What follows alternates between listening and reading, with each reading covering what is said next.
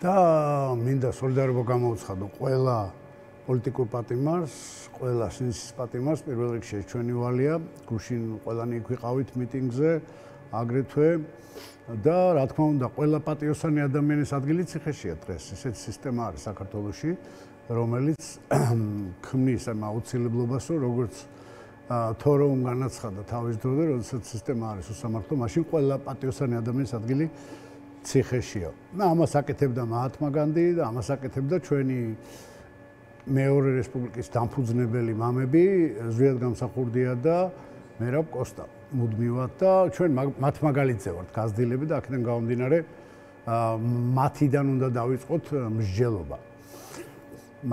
დღეს არის ნამდვილად ძალიან ცუდ მდგომარეობა. რაც შენ აღწერე ახლა, ეს არის საშინელება. და მე ვფიქრობ, რომ აქ არსებობს, ნამდვილად არსებობს გამოსავალის გზები, ჩვენ უფრო კრეატიულად უნდა ვიფიქროთ ამაზე და უფრო სერიოზულად უნდა დავფიქრდეთ და გავითვალისწინოთ ის პოლიტიკური მეცნიერებისა და ის იურისპრუდენციის და სოციოლოგიის, კონფლიქტოლოგიის და ასე შემდეგ სხვადასხვა მაგალითები, რომლებიც არსებობს სოფლიოში, არა? და გარდა ამისა, გავიხსენოთ ჩვენი ისტორია. ეს ხელისუფლება რომ უზურპატორია, ეს ეჭვგარეშია, მაგრამ ჩვენ ვიცით, რომ ეს ხელისუფლება არის უზურპატორი ხელისუფლებების შვილი. ანუ 1992 წლის 6 იანვარს მოხდა ამ ქვეყნის ისტორიაში ყველაზე დიდი დანაშაული. როდესაც მართლაც ერთადერთი დემოკრატიულად არჩეული ხელისუფლება. ზვიად გამსახურდიას მრგვალი მაგიდა და მე არ ვლაპარაკობ პიროვნებებზე, ხა არ მინდა ისევ გავაღვიძო ეს პიროვნული რაღაცა გაკითხებები და ასე სიძულვილები და ასე შემდეგ, იმიტომ რომ ძალიან ბევრ ადამიანს სხვა რეაქცია აქვს და მესმის ყველასი არ მინდა არავისი გამტყუნება ამ შემთხვევაში, მაგრამ მე თვითონაც არ ვიყავი მრგვალი მაგიდის პარტიის წევრი.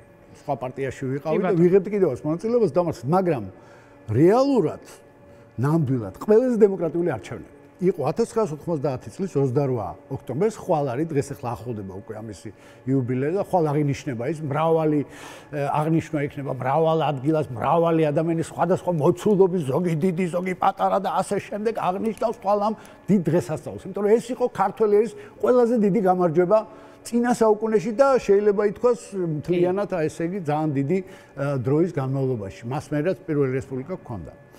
ეხლა ჩვენ რო დაუბრუნდეთ გამოსავალის გზებს, ამ გამოსავალის გზებზე არაჩვეულებრივი წიგნი აქვს დაწერილი ნოდარ თოფურიძეს, რომელსაც შენც იცნობ და ყველანი ვიცნობთ და უნდა მოიწვიოთ აუცილებლად ის მოვიწვევთ აუცილებლად. და აგრეთვე არიან ძალიან კარგი ექსპერტები, რომლებიც ძალიან კარგად დაახასიათებენ რა არის გამოსავალი ჩვენი ბოლო 33 წლის და განსაკუთრებით 2 წლის უბედურებებიდან. ეხლა რაც ხდება ეს მონსტრობა არის იმის შედეგი, რაც მაშინ მოხდა. ხო, ამის გააზრებას აქვს მნიშვნელობა, მაგრამ აი რაღაც არის შესაძლებელი ცხადია ბრძოლის სტრატეგიასა და ფორმაში. აი ხა ესე ვთქვათ, არა პირდაპირ ვთქვათ, კონსტიტუციურად დღეს სხვა შორის ეროვნული ყრილობის მოწვევა აუცილებელია ამ გეგმითაც, მაგრამ არა ისე როგორც ბატონმა პაატამ გააკეთა, როგორც ეთქვა მართლა მოატყუეს ეს პატიოსანი კაცი, უნიჭიერესი მომღერალი და ნამდვილად მე ვფიქრობ რაც შეიძლება რაც მალე გამოუშვებენ მას უკეთესია. ჩვენი მოკითხვა და სოლიდარობა მას ხადია. ძალიან სწორი იდეა ჰქონდა, მაგრამ არასწორად მოხდა მისი იმპლემენტირება სხვა მოგზავნილი ელემენტების საშუალებით. მაგრამ ამას არ აქვს მნიშვნელობა ეხა დღეს ჩვენ ვეძებთ მომავალში გამოსავალ გზებს. 1992 წლის 6 იანვრის დანაშაულის შედეგად საქართველოში გააუქმეს რესპუბლიკა. ჩვენი ქვეყანა არ აგვაქვს, რომელიც ჩვენ ავირჩიეთ. არც ჩვენ და არც 1918-21 წლების რესპუბლიკა, სოციალ-დემოკრატების მიერ მართული. საქართველოს პირველი რესპუბლიკა იყო საქართველოს რესპუბლიკა. ზვიად გამსახურდიას მრგვალი მაგიდის გამარჯვების შემდეგ ჩვენმა უზენაესმა საბჭომ თავი გამოაცხადა პირველი რესპუბლიკის სამართალ მემკვიდრედ და ეს იყო მეორე რესპუბლიკა, რომელშიც ჩვენ დღესაც ცხოვრობთ. სწორედ ამიტომაც მინდოდა მე თქვა რომ ბადრი ჯაფარიძე დღეს ჩემთვის დღესაც ხელისუფლებაა. ბადრი ჯაფარიძის უზენაესი საბჭო არის ყველაზე კანონიკი. მაგრამ ეს ყველაფერი არ აინტერესებს ქართულ ოცნებას, ირაკლი. არ აინტერესებს ქართულ ოცნებას და ქართულ საზოგადოებას, ჩვენს უნდა გავაგებოთ, ამაზე უნდა დავიწყოთ მსჯელობა, იმიტომ რომ ჩვენ დღეს შესული ვართ იურიდიულ დანაშაულში. გვაქვს ამის დრო. ნახეთ, აი გაუქმებულია ევროკავშირთან ინტეგრაცია 28 ნოემბერს. კობახიძემ გამოგვიცხადა ეს ამბავი, აგერ უკვე 1 წელი გავა.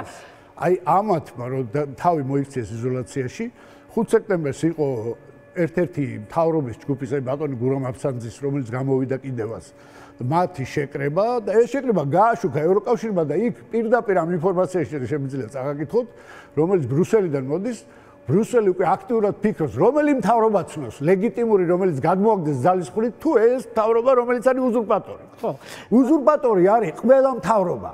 ედუარდ შევარდნაძის მთავრობა, სააკაშვილის მთავრობა და ქართული ოცნება. ეს არის ხაზი, რომელიც მთლიანად აგრძელებს იმ უკანონო ხაზს, რომელიც გადიოდა ქართველი ხალხის კვლელობაზე, პირდაპირ მნიშვნელობით, ქართველი ხალხის დახვრეტაზე.